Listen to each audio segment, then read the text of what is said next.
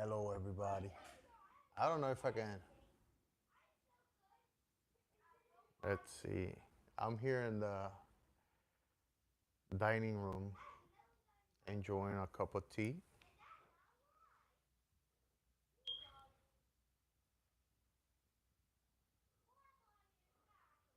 And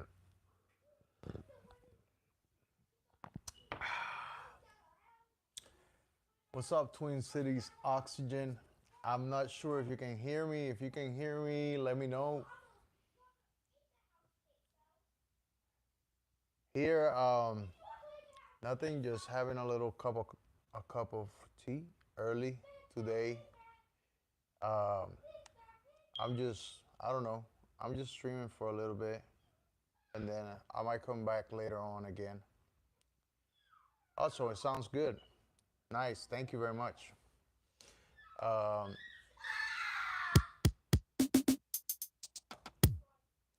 I hope that you can hear that loud and clear, right?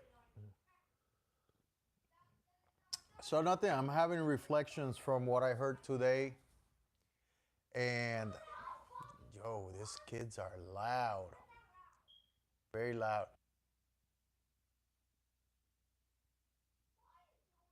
Hello. So, for me, it's early because I be working. I'll be getting up late, so it's like not like early. I usually stream like late at night, like around 11, 12. It used to be earlier. It used to be earlier. What I mean early would be early, like as in the time that I go live early. So I was listening earlier to the guys. They had like Sin Samurai and Echo Craft. They were talking about their things, and you know, I've been reflecting on my YouTube channel, and uh, the only thing the only thing I can say about the YouTube thing is that I really don't rely on YouTube for any revenue whatsoever. So for me, YouTube is a way of me. Um, it's like a venue for me, basically, and I get to express myself in this venue, and I get to share my things with other people in the community, whatnot. Hey, Monkey Boy, how's it going? Like and subscribe on the bottom, the ones that are not subscribed, and that will give me a little bit more pump and do more things during the day. See here, I got the breakaway set up in the dining room today, and I was working on some old school reggaeton drums. I'm gonna put it so you can hear it. It has bass too, so sounds like this.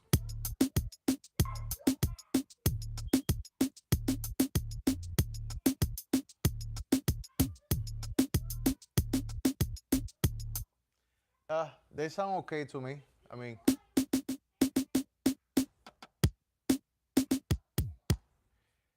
that's like old way,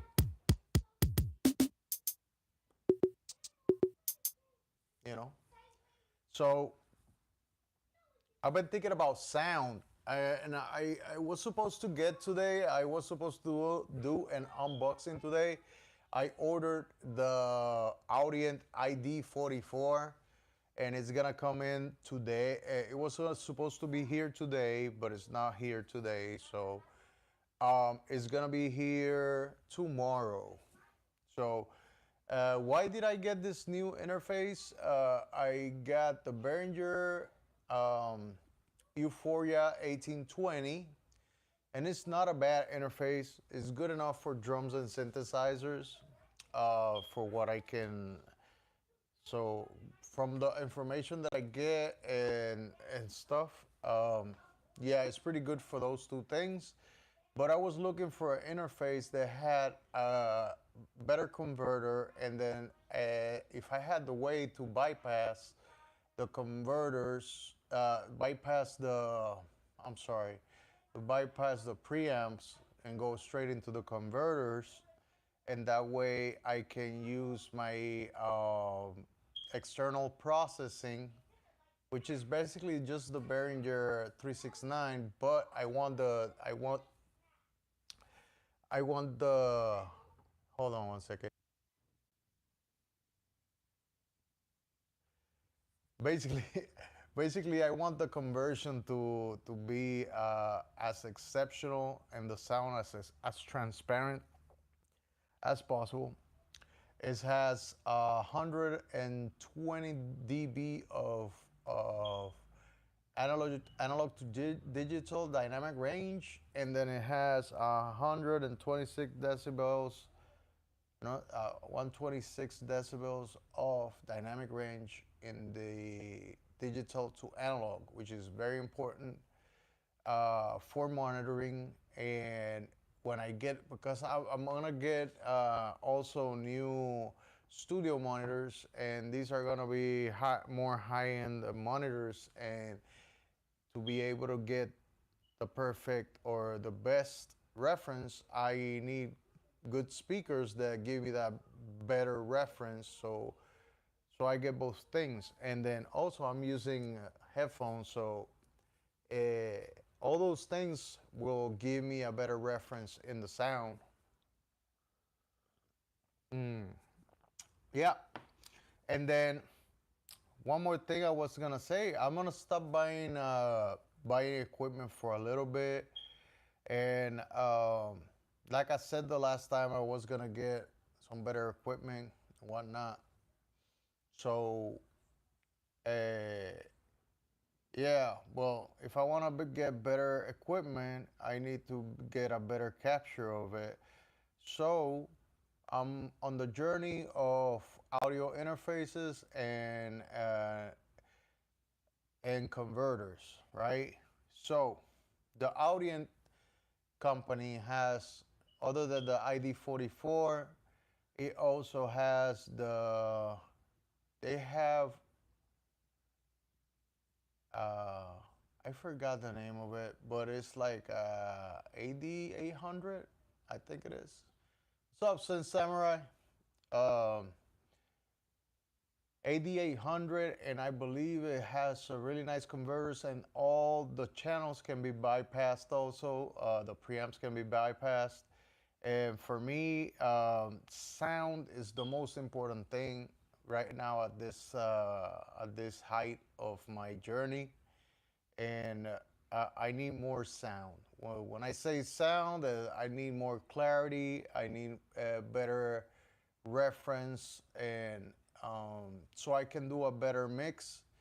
Uh, it's very important for me that everything sounds as the best as possible. You know, if I want to do this, it has to be the best, right? So, and nothing. I picked up this morning, old school M Audio key station, 32 key, little mini little mini keys, and they work just fine. I picked it up for $20 at the pawn shop, and it works just fine.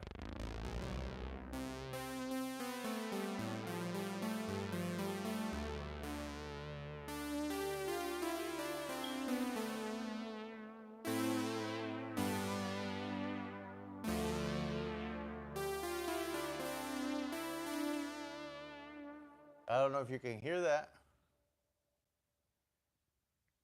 Hey, says Sin Samurai says, "What's up? Quick party and to say, awesome streams. Yeah, thank you very much. Yeah, work break. Yeah, I'm off today. Tomorrow I gotta go back to to the salt mine, like you guys say. So, what's up, Autumn? Aaron Parties? How's it going, man? Nice to see you here on this early stream. For me, it's an early stream.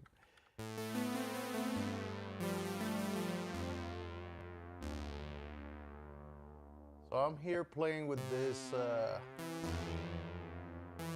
Let's play with the filter here. Filter cut off.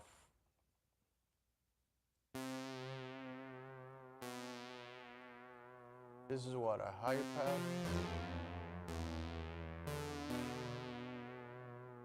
I wonder where the filter cutoff is.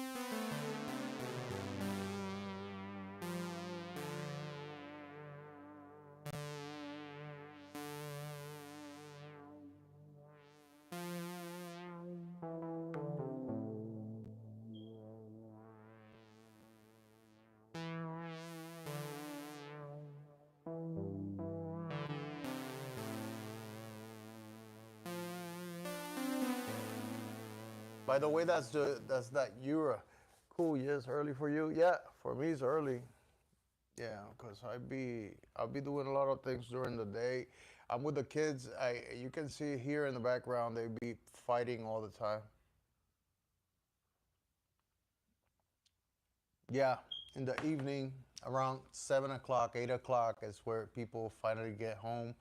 I should be making my streams at that time of the day, but you know, this was one thing I was pondering earlier. And, since Samurai is right in a way, sometimes you have to find your own format. But my time constriction is very. I know there's no excuses, but for me, it's very hard. Like I got many things. I got elderly in the house. They I have to take them to the hospital and to different things like doctor's appointments, and the kids have their own doctor's appointment, and they have therapy, all kinds of stuff. So we are like, I'm a full time dad, super busy man. So I try to bring you guys what I can, right? And also I'm constantly hearing what you guys are doing. Don't get me wrong. While I'm doing that, I pop in my Bluetooth. I'll be like working and listening to everybody. I listen to all the guys. That's very important. That Echo Craft was saying to everybody to go live. You can go live. Like everybody can go live, and sometimes we want to hear from y'all, and we want to hear about your journey, and we want to learn from your skills, and we want to learn from others, and probably we'll get newer ideas, and we keep evolving as a movement, as a group, and that's amazing that we can do that at this time in because the media is not controlled anymore by a few. So um, yeah, so the ID44, I ordered it and it went up in price. Uh, the price right now is at a thousand, like $1,100. The ID44. I got it open box for $600, and the price before the price hike, it was 699. It went from 699 to $1,100. So that's a lot. And I got this open box out of nowhere, and I just snatched it as soon as I saw it, and I went boom and got it. Because prices are not gonna come down. I don't think anytime soon. Those tariffs are in place right now, so that is an increase of 30% in all the prices on goods that are being built in China. So you're welcome. Anyways, what can we do, right? It's all right. I mean, I could have got the There was a. Yeah, that's what I'm saying. So I guess all these products all those products from Japan also will.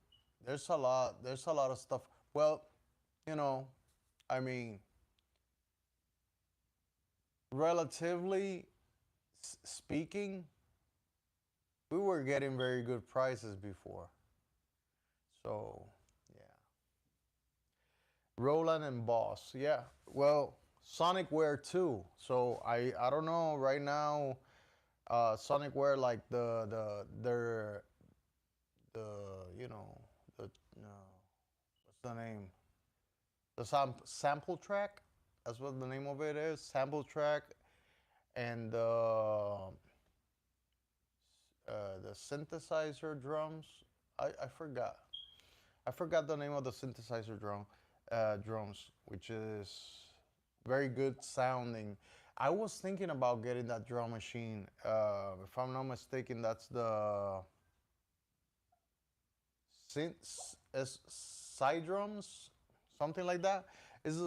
I think it's the side drums. Oh, what's up, Georgies? Be careful out there driving, Georgies. Yeah, the side drum. So the side drum, they have it. Still at 399. The last time I saw it, and I was tempted to get it, but the problem with the side drums is that I don't have individual outputs. A lot of people would say, "Well, why would you want individual outputs?" Well, if I wanted to capture, let's say, um, I wanted to capture all the individual outputs in their own channels and whatnot. When I'm building a beat, let's say when I'm making beats, when I'm not making a live stream, right? Because when I go live, I just go by the stereo outputs of most of the units, especially like the TR8S. It works best when you're using the the main two outputs, right? Oh, the Syncussion. I was thinking also, I was looking at the website. Now that you mentioned the Syncussion, I was thinking about how would it be to have two Syncussions, right? And it's gonna be making four different drums, right? So that's enough to make a whole drum set. So it will be the Syncussion, you know. So how is it, Aaron? How you liking the Syncussion? So I'm just imagining two Syncussions and the Behringer Edge, right?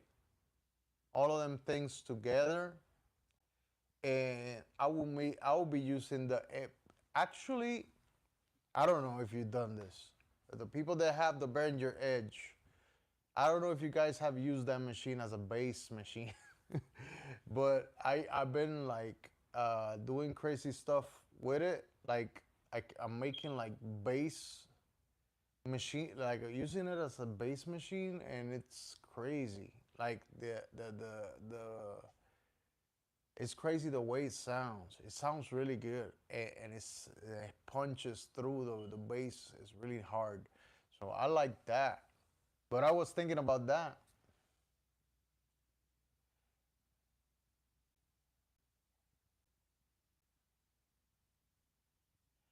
Yeah. So imagine I was imagining two, right? Getting two,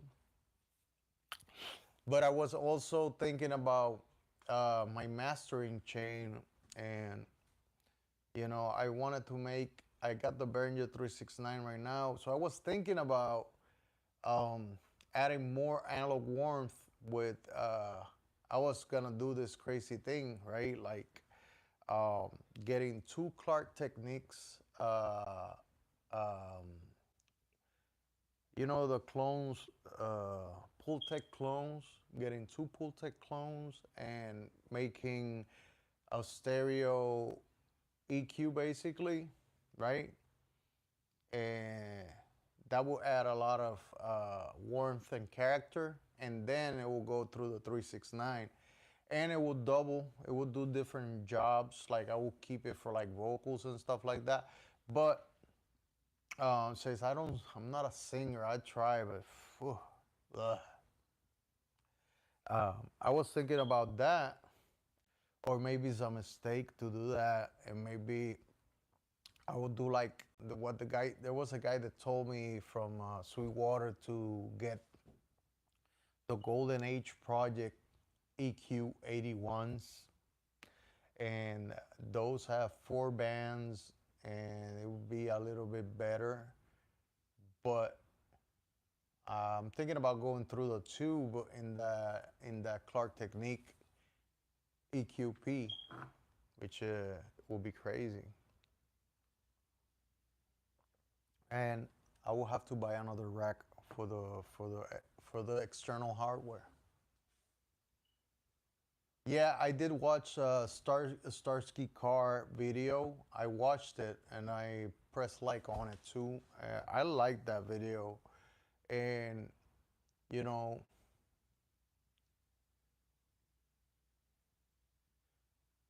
Aaron Party says I patched the TR-06 triggers into the SY and mix it into the drum sound.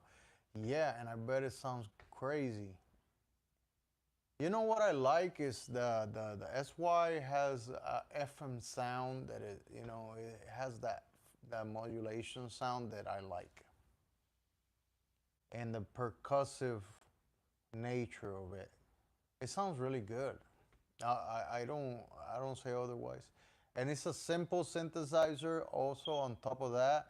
So I bet if you get to know it really well, you can do crazy things on the fly, which is exactly what I was thinking about. And I don't know. Um, yeah, but for me, it's the space is one thing.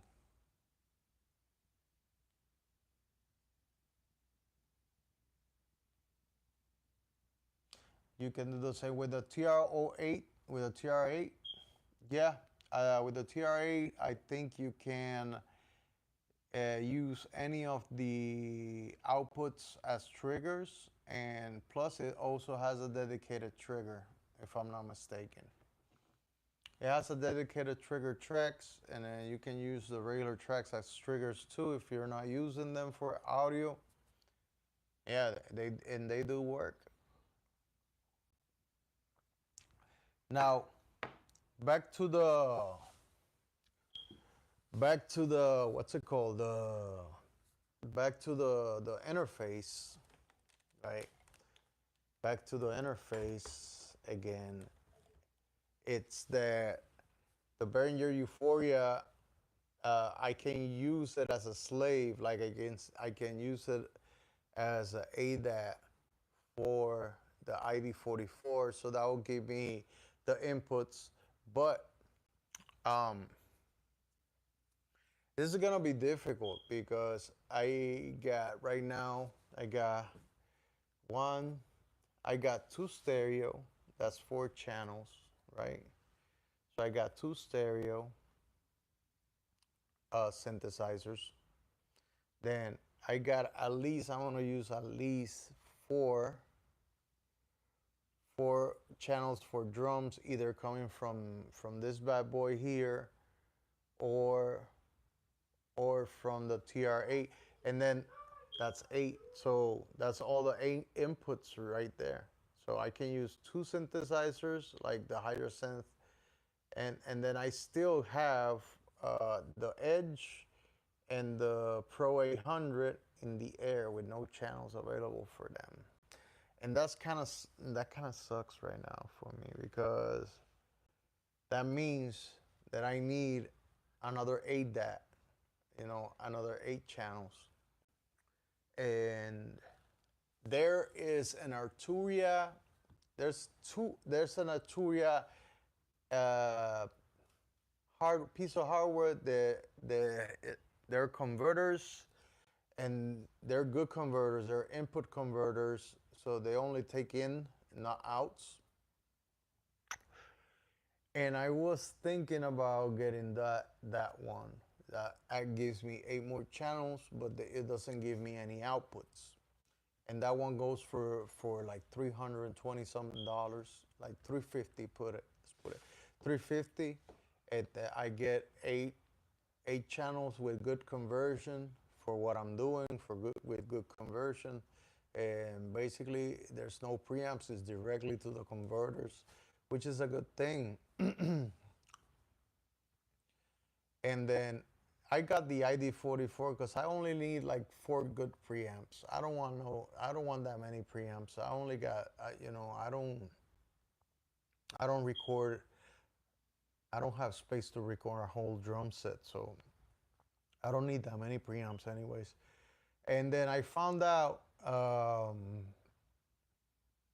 Sadly, I found out about the 88 8200 from Behringer, and I found out that it's not recommended for drums or synthesizers because the dynamic range is like around 100 105 decibels of dynamic range, which means that certain sounds are going to clip the converter and the sound that is coming in is not going to be great. It's going to be cut. You know what I mean? It's going to be like so um and I'm gonna and there's a difference. There's a difference, you know. Yeah, but then I'll have to run.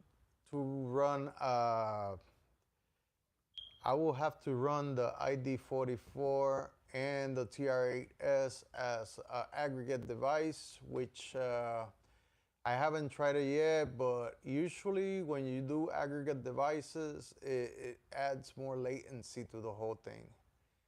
So, you know,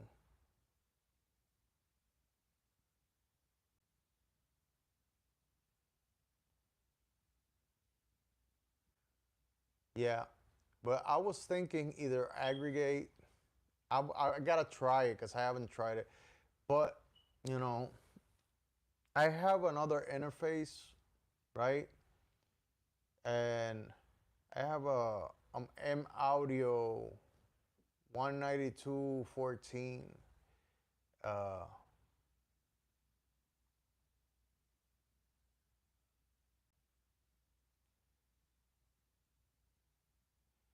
well, the thing is, yeah, I just don't know, man. I was thinking about getting. Yeah, it's just nuts. You know what is crazy about this whole thing is that the more you have, the more expensive it becomes because you have to cover all your bases, right? And so the thing is that when you do hybrid mixing, so you need to go out from all the channels that are going in. You're going into the computer, then out to the mixer, and then back in to the computer again. So that's it has to be a really reliable interface. Yeah, there has to be a very reliable, interface that has a very low latency, and it gets crazy from there. And the Behringer 369 sounds really good. That's what I used for the last live jams that I did. I used the 369 in the chain, in the master chain at the end of the chain, and it did give it a little bit better sound. It glued, even though it wasn't mixed at all, it glued it very, very well. So um, that's giving me, that makes me feel good about going with some outboard stuff. It might cut some of the hard work off a little bit. That's why a lot of people go with external hardware instead of going so many plugins. I like plugging effects, don't get me wrong. I love plugging effects, even though some people don't like it, like Mr. Sense Samurai don't like no VSTDs. But uh, I really don't care. I care about the sonics, right? So if it gives me a good reverb effect and it's digital, it's okay. I mean, yeah, and then I use those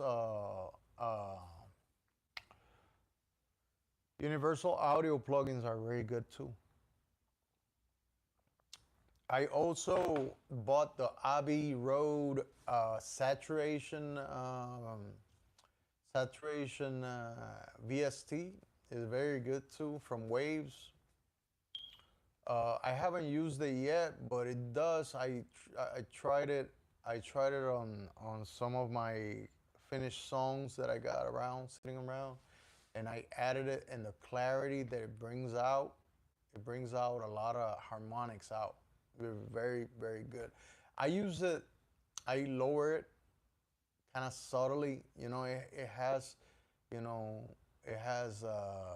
It comes with presets, but then I just go default and then I lower it, and you mess with them a little bit, and it does bring out a lot into the mix. Um, yeah, yeah. So that's why I was thinking about the Clark technique because I tried the the pull tech from Universal Audio in the VST form, and it sounds good, but I bet in the real, because I've heard a couple people doing A and B tests with the Clark technique, and it's not perfect. It's not perfect. It's different than the original. It's not the same like the original, but it does the same thing. It has like the same curves, and you know and and you can EQ because it's an EQ. So if you need more low end, then you just raise the low end, like everything else. And then yeah, I think we're living in a great time for this to go. I don't know if you guys heard, Bolo the producer. He came in through, and he was talking about for music businesses are gonna have $150,000, you know,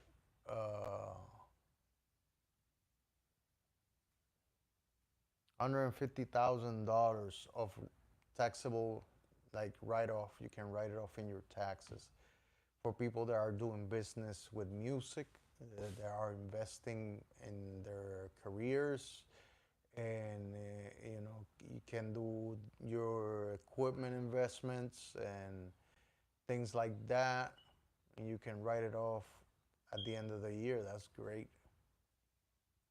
That's great. That's a lot of money, 150,000. So if you go and you spend 50 grand in equipment this year, 2025, and then next year, if you didn't make that money back, you can write it off. Boom.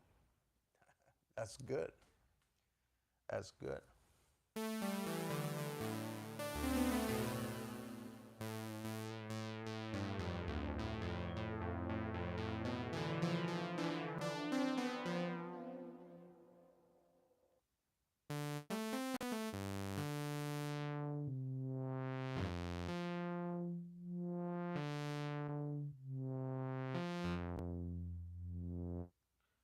Yeah, this is the Jura.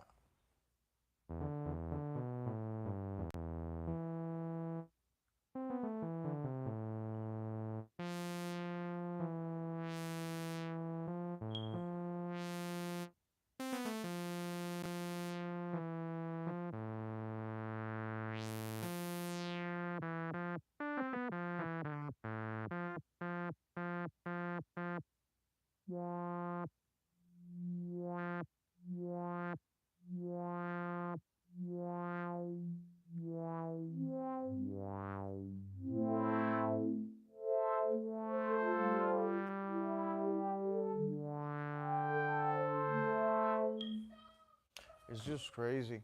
And then um, I don't know what else to say. I'm gonna let you guys go. I'll come back later on after I go to the gym. And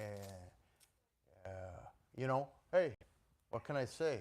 You know, everybody has a saying at the end of their live stream, right? So, like I say, uh, make music. That's what I say. Make music, guys.